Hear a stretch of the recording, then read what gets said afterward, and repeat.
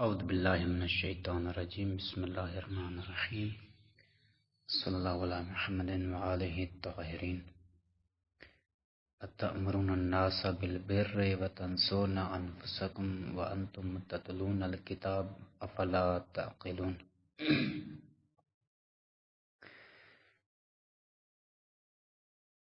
کیا تم لوگوں کو نیکی کرنے کا حکم دیتے ہو اور اپنے آپ کو بھلا دیتے ہو، حالانکہ تم اپنی آسمانی کتاب کو بھی پڑھتے ہو؟ تو کیا تم عقل سے کام نہیں لیتے؟ سورہ بقرہ آیت نمبر 44 موضوع گفتگو تھا تفسیر قرآن کے اندر۔ پیغمبر اسلام کی بعثت سے پہلے یہودی علماء لوگوں کو حضور پر ایمان لانے کی دعوت دیا کرتے تھے، آن حضرت کے ظہور کی بشارتیں دیا کرتے تھے، وہ جیسے آج ہوتا ہے کہ وقت کے امام کی ظہور کی بشارتیں دی جاتی ہیں، ان کی علامات بیان کی جاتی ہیں اور ان کے طرف بلایا جاتا ہے خطباء کی طرف سے جو مجالس پڑھتے ہیں، ذاکرین کی طرف سے، علماء کی طرف سے۔ اسی طرح علماء یہود نبی کریم کے بارے میں بشارت دیا کرتے تھے، ان کے ظہور کی دعوت دیا کرتے تھے لوگوں کو، لیکن جب ظہور رسالت ہو گیا تو وہ خود ہی ایمان نہیں لائے، خود ہی انہوں نے اس چیز کا اظہار نہیں کیا، اقرار نہیں کیا، یعنی اسی رسالت کی طرف وہ دعوتیں دیتے رہے، ظہور کی طرف بلاتے رہے، لیکن جب وقت ظہور آیا، وقت ظہور رسالت ہوا تو انکار کر دیا، خود ہی مکر گئے۔ جو یہودی مسلمان ہو جاتے تھے، بعض علماء یہود اپنے ان رشتہ داروں اور متعلقین کو ہدایت کرتے تھے کہ یہ مسلمان ہی رہنے، ان کو چھوڑ دیں، یہ مسلمان ہی رہیں، لیکن خود جب اپنی باری آتی تھی تو کہتے تھے ہم مسلمان، ہم ایمان لے رہیں گے، ہم اسلام کے آگے تسلیم نہیں لائیں گے۔ اب ان کو تو دعوت دیتے رہے، پوری زندگی ان کی طرف بسر کی ہے، پوری زندگی اور تگ و دو کی ہے ظہور کی طرف بلانے میں، لیکن جب وقت ظہور آیا تو خود اس چیز سے مکر گئے۔ اور ایسا ہوتا ہے، ہر زمانے کے علماء بے عمل یہ ایسا کرتے ہیں، اس طرح سے ہوتا ہے۔ اور آج اس معاشرے میں، ہمارے معاشرے میں اس چیز کو عروج حاصل ہے، معراج حاصل ہے اس چیز کو، کہ خود جس چیز کی طرف بلاتے ہیں وہ خود عمل انجام نہیں دیتے۔ اب روایات کی طرف اب جب نگاہ کریں گے تو روایات میں ہے کہ جو عالم دوسروں کو بہشت کی طرف دعوت دے لیکن خود جہنمی ہو، اس کے لیے بہت زیادہ اور یہ سخت اس کے لیے باعث حسرت ہوگی، مقام حسرت ہوگا اس کے لیے۔ قرآن کی تلاوت کا تو حق ہی یہی ہے کہ اس پر عمل کیا جائے۔ امام جعفر صادق علیہ السلام فرماتے ہیں کہ کونوا دعاة الناس بأعمالکم ولا تکونوا دعاة بألسنتکم، آپ لوگوں کو اپنے اعمال کے ذریعے حق کی طرف بلائیں، حق کی طرف دعوت دیں، صرف زبان کے ذریعے دعوت نہ دیں، عمل کے ذریعے، اپنے کردار کے ذریعے، اپنی زندگی کے امور کے ذریعے لوگوں کو حق کی طرف لائیں، کہ آپ کے کردار سے متاثر ہوں، لوگ آپ کے عمل سے متاثر ہوں، نہ کہ آپ کی زبان سے متاثر ہوں، جو زبان سے کہہ رہے ہیں لوگ اس سے متاثر ہوتے جائیں، لیکن آپ کے عمل میں وہ چیز نظر نہ آئے جو آپ زبان سے کہہ رہے ہوں۔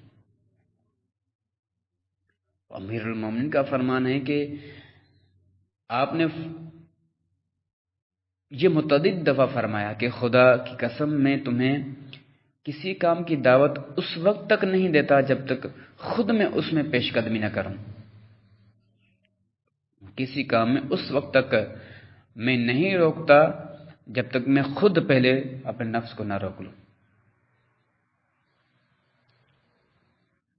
اور بالخصوص جب پیشوا اور لیڈر کی حیثیت انسان رکھتا ہو تو اس کے بارے میں امام فرماتے ہیں کہ جو شخص دوسروں کا پیشوا بنتا ہے اسے چاہیے کہ دوسروں کو تعلیم دینے سے پہلے خود کو تعلیم دے. خود تعلیم سے پہلے منور ہو، بعد میں جا کر دوسروں کو تعلیم دے، بعد میں جا کر دوسروں کے لیے سوچے، پہلے خود کے لیے سوچے. امام موسیٰ کاظم علیہ السلام فرماتے ہیں خوشخبری ہے ان علماء کے لیے جو اپنے قول پر عمل کرتے ہیں، اور عذاب ہے ان علماء کے لیے جو صرف واعظ کرتے ہیں، نصیحت کرتے ہیں، زبان سے بولتے رہتے ہیں لیکن عمل نہیں کرتے. قرآن کریم کے اندر ہے بے عمل عالم کی مثال، کیونکہ یہ زیادہ تر طبقہ علماء کا ہی ہوتا ہے. علماء جو بہت علم رکھتے ہیں، زبان سے اظہار بھی کرتے ہیں لیکن عمل نہیں کرتے. بقول استاد محترم کے کہ ہمارے استاد محترم فرماتے تھے، استاد محترم اپنے استاد محترم کا واقعہ نقل کرتے ہیں اور خود استاد محترم بھی اس چیز کی تاکید کرتے تھے. ہمیں پروردگار انہیں طول عمر عطا فرمائے، صحت و سلامتی عطا فرمائے. استاد فرماتے تھے کہ اور آج تک فرماتے ہیں کہ اگر کوئی طالب علم جو کچھ اس نے سیکھا ہے، جو کچھ سیکھا ہے، اس نے جو کچھ پڑھا ہے، اس پر عمل کرنا شروع کر دے، اس سے بڑا ولی خدا نہیں ہو سکتا زمانے کے اندر. جو پڑھے اس پر عمل کرے. اب یہ جو مومنین ہیں جو کچھ سنتے ہیں کتنا اس پر عمل کرتے ہیں؟ کرتے ہیں عمل؟ مجالس کتنی سنتے ہیں؟ جتنی مجالس سنی ہیں زندگی بھر، اگر ہم نے ایک بھی مجلس پر عمل کیا ہوتا تو آج ہمارے اندر وہ انسانیت نظر آتی. نہ مجالس اس طرح کی ہوتی ہیں اور نہ ہم عمل کرتے ہیں ان مجالس پر. قرآن کریم کے اندر ہے نا کہ قرآن پاک بے عمل عالم کی گدھے سے تشبیہ دی گئی ہے قرآن کریم کے اندر، کہ جو کتابوں کا بوجھ اٹھاتا ہے لیکن خود اس سے کوئی فائدہ حاصل نہیں کرتا ہے. یہ سورہ جمعہ کے اندر ہے. یہ بے عمل عالم کی یہ نشانی ہے. رسول خدا فرماتے ہیں بے عمل عالم اس چراغ کی مانند ہے جو خود تو جلتا رہتا ہے لیکن اس کی روشنی سے دوسرے لوگ فائدہ نہیں اٹھاتے. دوسرے لوگ فائدہ اٹھاتے ہیں لیکن خود جلتا رہتا ہے. اس چراغ کی طرح ہے. یہ خود جلتا ہے تاکہ دوسرے لوگ فائدہ اٹھائیں، دوسروں کو فائدہ پہنچاتا ہے، دوسروں کو روشنی عطا کرتا ہے لیکن ساتھ ساتھ خود بھی روشن ہو.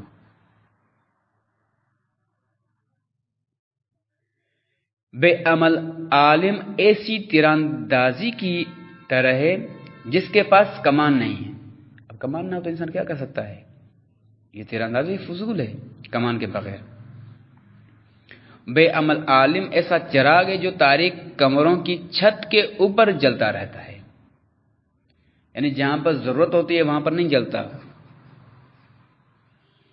تاریک کمرے ہیں لیکن یہ جلاتا خود کو چھت پر ہے. ایسی راہ، ایسی سرات، ایسی جہت جہاں پر اس کو خدا نے حکم دیا ہے کہ آپ امت کو، قوم کو، انسانوں کو اس رخ کی طرف لائیں، یہ بجائے اس رخ کی طرف لانے کے، یہ امامت کے بجائے جمہوریت کی طرف لوگوں کو بلاتا ہے. خدا کی طرف انسانوں کا رخ تب ہوگا جب امامت کی طرف ان کو متوجہ کریں گے ہم. لیکن آج دیکھیں فضائل جتنے جمہوریت کے پڑھے جاتے ہیں، اگر اتنے فضائل امامت کے پڑھے جاتے تو آج دنیا کہیں اور ہوتی. وہ اس چیز کو سمجھتے ہی نہیں ہے. اصل وہ کہتے ہیں کہ اگر ہم بالفرض اس کے لیے کام بھی کریں تو کون سا ایسا بندہ ہے جو آ کر اس چیز کی باغ ڈور سنبھالے گا. یعنی پہلے سے ہی وہ جو سامنے والی چیز ہے جو اصل ہماری ذمہ داری ہی نہیں ہے ہم اس چیز کی طرف نگاہ. یہ تو خدا کی ذمہ داری ہے کہ امامت کس کو دینی ہے. آپ اپنا کام کریں. آپ کا کام بیداری ہے, آپ کا کام شعور ہے.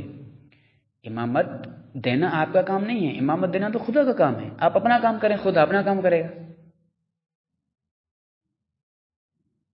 ہم کہتے ہیں کہ ہر چیز ہمارے ہاتھ میں ہو تب جا کر ہم کام کریں گے. ایسے تو نہیں ہوتا. آپ کا کام شعور دینا ہے, آپ کا کام بیداری دینا ہے, آپ کا کام لوگوں کو آگاہی دینا ہے, امامت کی طرف بلانا ہے. امامت کے لیے ذریعہ فراہم کرنا یہ خدا کا کام ہے.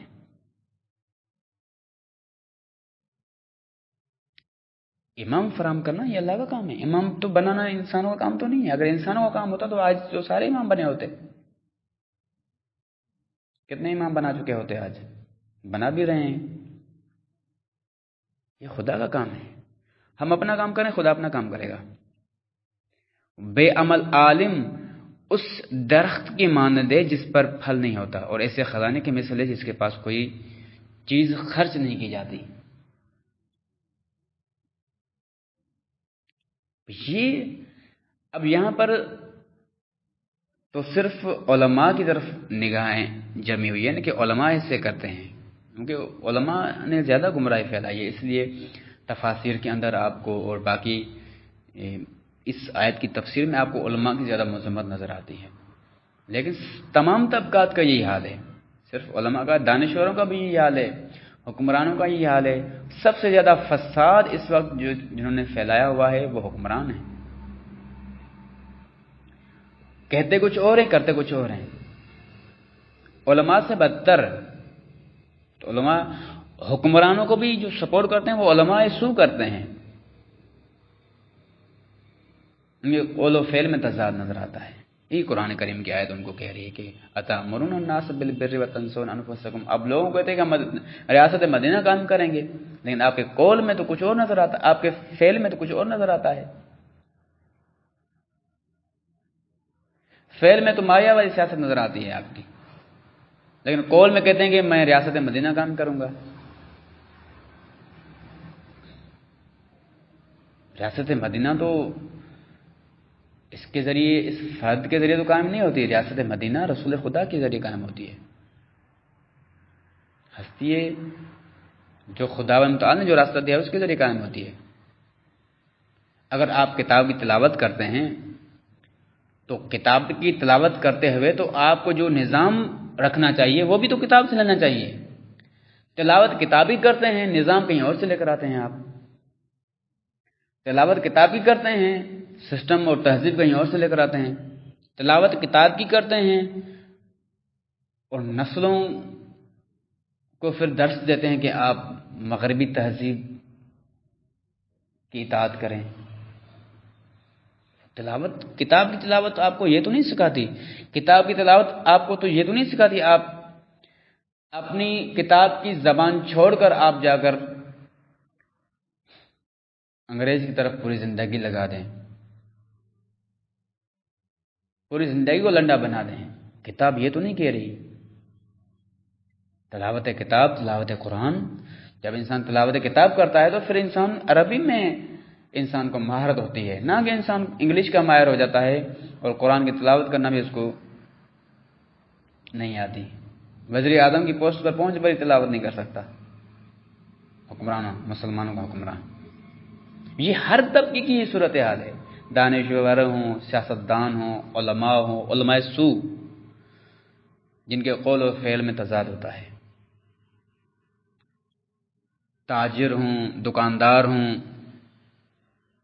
ریڑی والا ہو, ہر بندہ, معاشرے کا ہر فرد دیکھیں اکثریت معاشرے کی اس چیز میں مبتلا ہے. کرتی کچھ اور ہے, کہتی کچھ اور ہے, اور نتیجے میں کیا ہوتا ہے؟ منافقت پیدا ہوتی ہے اس سے, اور یہ خطرناک چیز ہے. قرآن کریم اسی چیز سے روک رہا ہے. یہی قرآن کہہ رہا ہے کہ اس چیز سے اتأمرون الناس بالبر وتنسون انفسکم. لوگوں کو تم اچھی باتیں بتاتے ہو, جب گفتگو کرتے ہو, بیٹھتے ہو تو بڑے بڑے دعوے کر جاتے ہو, میں نے یہ کر دیا, میں نے وہ کر دیا, میں نے فلاں کام کر دیا. اتنی آپ زبان چلاتے ہیں, لیکن جب نفس کی بات آتی ہے، جب اپنی باری آتی ہے، اس وقت ہر چیز بھول جاتے ہیں، تہس نہس کر دیتے ہیں، سارے احکام خدا تہس نہس کر دیتے ہیں اس وقت تو اندر حالی کے آپ تلاوت بھی کرتے ہیں کتاب کی، کتاب بھی آپ کے اندر موجود ہے، نہج البلاغہ آپ کے اندر موجود ہے، تعلیمات معصومین آپ کے اندر موجود ہے، مسلمانوں کے تمام فرق کے اندر تمام اسلامی کتب موجود ہیں، تلاوت کرتے ہوئے بھی بے بہرا ہیں، تلاوت کرتے ہوئے بھی بے شعور ہیں، تلاوت کرتے ہوئے بھی بے بصیرت ہیں، تلاوت کرتے ہوئے بھی قرآن کریم موجود ہے، اس کے باوجود فیصلہ نہیں کر سکتے کہ اس وقت ہمیں کیا کرنا چاہیے، کنفیوز، حیران۔ قرآن سامنے موجود ہے، پہلے تو پڑھتے نہیں ہیں، پڑھیں بھی تو صرف ثواب کی خاطر ختم قرآن نکال کے چلے جاتے ہیں۔ کچھ بیٹھ کر اگر سوچا ہوتا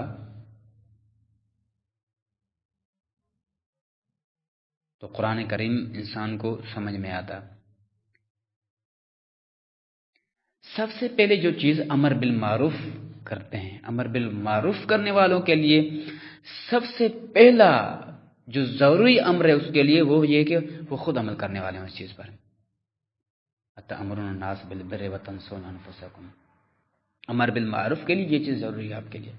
اگر آپ امر بالمعروف کرتے ہیں لیکن خود عمل نہیں کرتے تو یہ امر بالمعروف آپ کا کسی کام کا نہیں ہے۔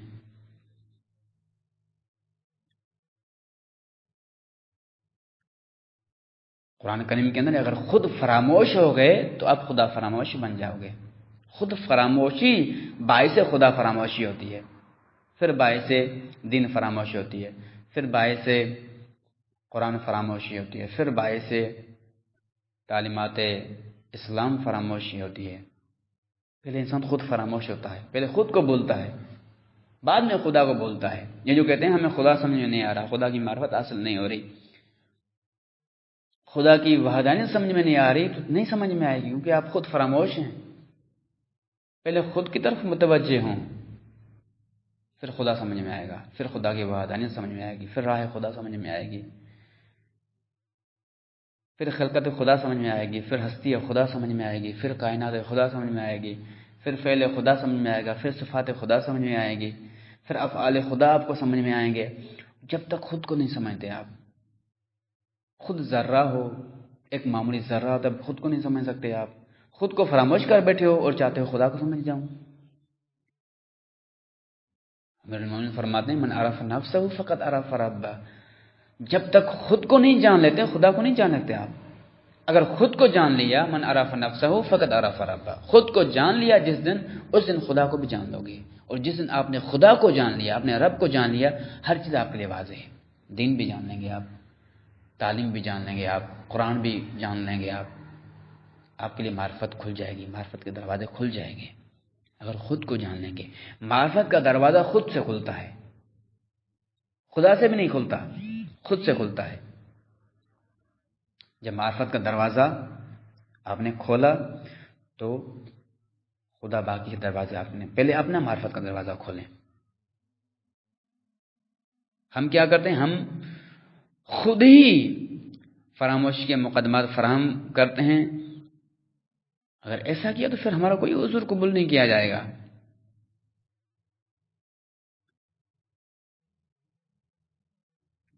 تتلون الکتاب، کتاب بھی تلاوت بھی کرتے ہیں اور ساتھ یہ بھی کام کرتے ہیں۔ یعنی اب یہ دیکھیں نا کہ قرآن کریم یہ کہہ رہا ہے نا کہ کتاب کی تلاوت بھی کافی نہیں ہے۔ اگر تم یہ سارا کام کرتے رہے کہ تم نیکی کی دعوت دیتے رہے، تأمرون الناس، امر بالمعروف کرتے رہے، لوگوں کو دعوت دیتے رہے، بالبر، بر کا دیتے رہے، تنسون انفسکم، ساتھ اپنی نفس کو بھول گئے آپ، تو کیا یہ تلاوت وانتم تتلون الکتاب، بے شک آپ تلاوت کلام کرتے رہیں، آپ 24 گھنٹے تلاوت کتاب کرتے رہیں لیکن خود فراموش ہیں، جب تک یہ کتاب تلاوت بھی فائدہ نہیں دے گی آپ کو۔ پہلے خود کو جانیں، آپ غور و فکر کریں، خود کی معرفت حاصل کریں، پہلے خود کو جانیں، خود کو پہچانیں۔ افلا تعقلون، یعنی غور و فکر کیوں نہیں کرتے؟ اپنی طرف غور و فکر نہیں کرتے اور چلے ہیں آپ راہ خدا کو سمجھنے۔